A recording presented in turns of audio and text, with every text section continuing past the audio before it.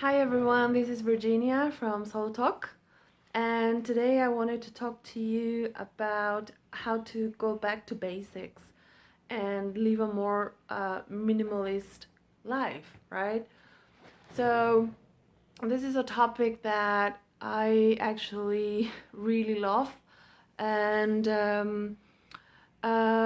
yeah, for some reason, I think going back to basics, in my case, it's always attached to the type of job that I've been having along the years, and I think for many of us, it's perhaps the same case.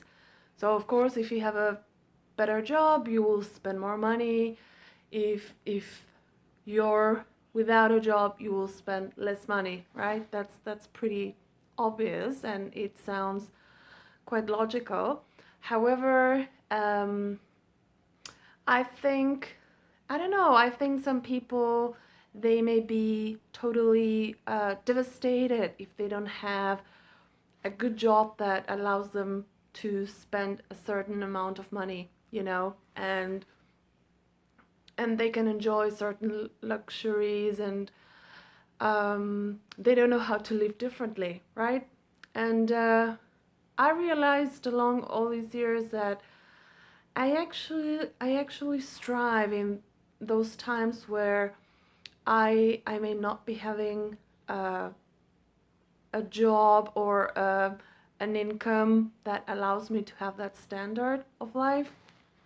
And I actually really enjoy those moments because those moments actually make you very creative, and at least for me, it's suddenly a sort of aliveness, because when you have a job and you have a fixed income, it can be very good sometimes, um, and you can be spending a lot of money, right?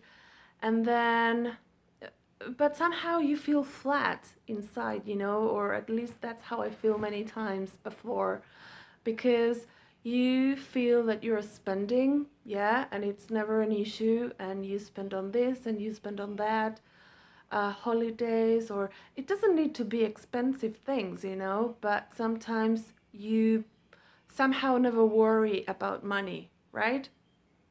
Which is great, and of course it's a blessing, right?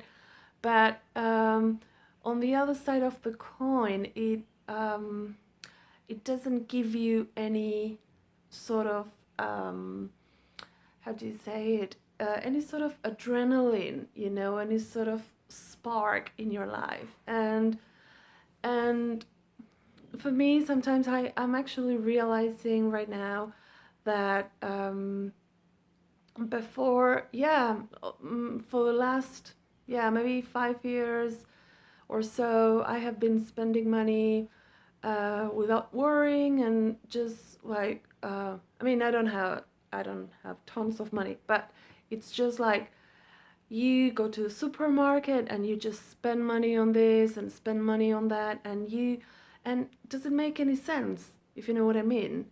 Um, I'm filling up my fridge and my and my pantry, and I have so many things in stock, and what is that for? Like, at the end of the day, really, what is that for?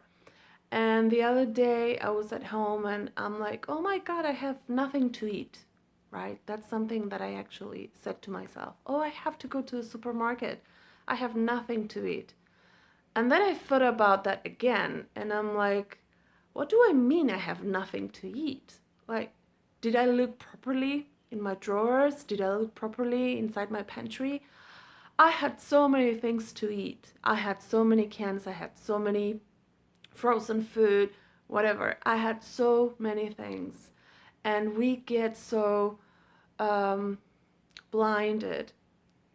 I don't want to use the word spoiled. I want to say blinded. We become blinded by preconceptions of stupid things, like, oh, you just need to go to a supermarket every day or every week, or it's a routine and you need to spend money in order to uh, feel content. Anyway, it's BS, really. And I was, yeah, suddenly I'm like sort of a challenge, you know. It's not a challenge. It's also, well, because I quit my job and I'm saving money and I'm very mindful about the money I spend, right? So it feels amazing because it feels I'm in control. Before I was out of control and I was spending money in things that I didn't need. And same with clothes. I mean, I was never like crazy, you know, about brands or whatever, but sometimes, yeah, you get carried away, right? And now I have so many things in my closet that I'm actually, yeah, thinking, what am I gonna do?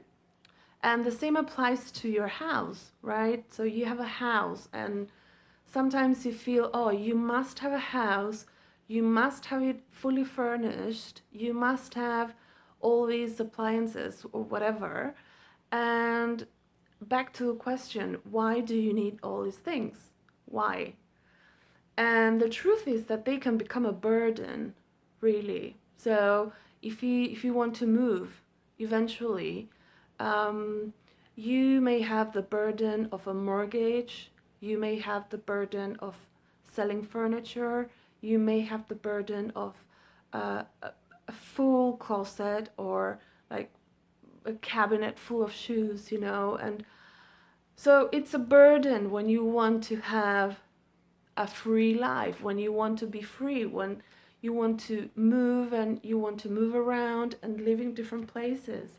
So the good news is that we can really become aware of these things, and the good news is that really nowadays you don't need a house. You don't need to buy a house.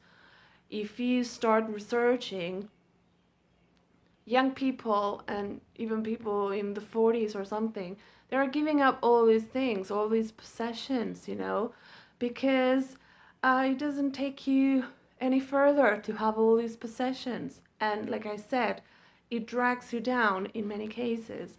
So many people, they're just, you know, just going to Airbnb and saying, okay, I'm going to live 3 months in this place, I'm going to live 6 months somewhere else, I'm going to move to another city, I'm going to explore the world, I'm going to be doing other types of jobs, whatever that may suit you, you know? So the good news is that there are choices, and we don't necessarily need to follow the old pattern of, oh, you have to have a house, you have to buy a house by a certain age, and you have to be really a prisoner of your mortgage for the rest of your life.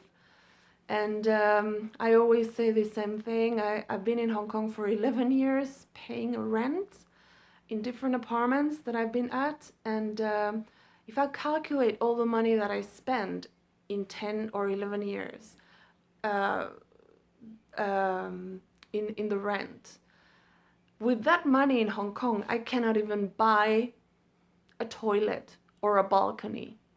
So it means that you need to spend 50 years of your life paying for an apartment, and then you die, okay? And you were never able to move around, to be free, to just do whatever you want to do. So yeah, that's my reflection of the day, and I hope it serves you, and I hope you have the freedom to make good choices that deep down serve your purpose, you know? Okay, so have a great day, and I will talk to you soon. Bye!